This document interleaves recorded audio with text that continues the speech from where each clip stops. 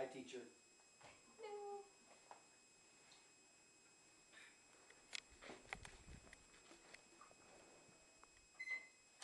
For what avail the plow or sail, or land or life, if freedom fail? This quote by Ralph Waldo Emerson exemplifies the value of freedom.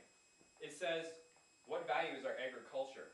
What value is our international trade? What value is our material goods? What value even is our life if there is no freedom? Freedom has a value and importance that is beyond measure. In this speech, I'm going to cover what freedom is and how it applies and is important in the physical, political, and spiritual realm. So first of all, what is freedom? Is freedom just the ability to do whatever we want?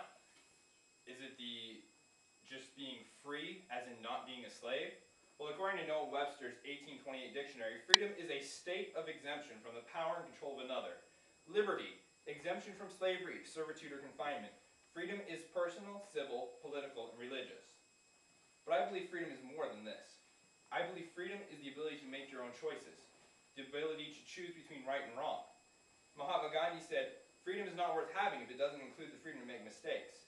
I also believe the Bible brings forth this principle in Genesis. It talks about Adam and Eve in the Garden of Eden. God gave them the choice between right and wrong. He didn't make them say, you will only do what's right, because that isn't freedom. You have to choose it. So I believe freedom includes the ability to choose between right and wrong and make choices. But I also believe freedom includes excuse me, being bounded by law. Freedom is not freedom if it's taking someone else's. You can't do whatever you want. I can't go and kill somebody saying that's my freedom because I'm taking his freedom. My so-called freedom would be oppression. So this is what freedom is. Now it falls into three categories. There's physical freedom, dealing with slavery, political freedom, and spiritual freedom. Those are the two I'm going to focus on in the rest of this speech. Political freedom. John Quincy Adams said, "This hand to tyrants ever sworn the foe, for freedom only deals the deadly blow. Then sheathes in calm repose the vengeful blade, for gentle peace in freedom's hallowed shade." This means that freedom is the only combat to tyranny. Freedom is what brings peace. But what is political freedom? Well, political freedom is the government allowing man to make choices for themselves. I think back to the Soviet Union. There was no freedom. The government told them where they would live, what jobs they would have, how they would make their living.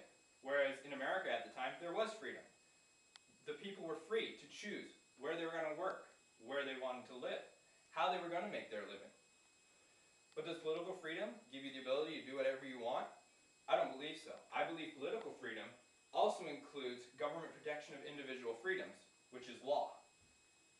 When the government protects your freedoms from themselves, other governments, and other individuals by the use of law, this also promotes political freedom.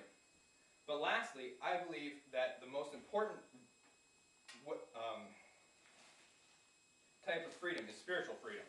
Spiritual freedom is being free from the bondage of sin. In Romans it says that we are slaves to sin, that sin was our master, and that we were its servant. But Jesus came and freed us from this bondage. It's sort of like if I was physically a slave and someone came and paid for me and said, I paid your price, you're free to go.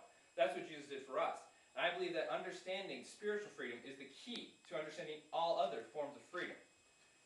So, what is freedom? Freedom is not being oppressed or forced physically, politically, or spiritually. It is the ability to make choices for ourselves. But many people take for granted these freedoms. They don't see the value that these freedoms have. Like I said with the opening quote, for what avail if freedom fail?